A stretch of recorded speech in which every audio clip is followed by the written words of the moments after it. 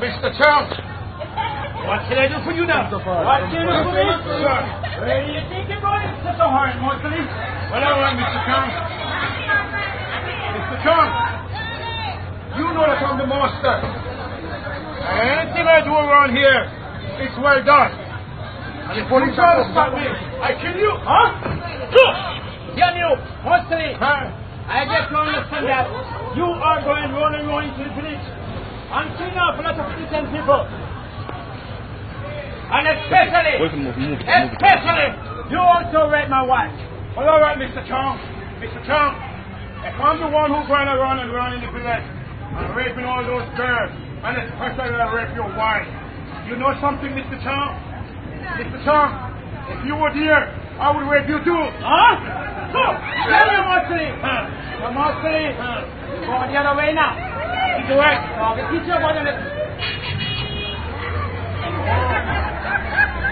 That is your German technique. Well, all right, Mr. Chong. You look at my killer technique. I'm finished already. You finish it.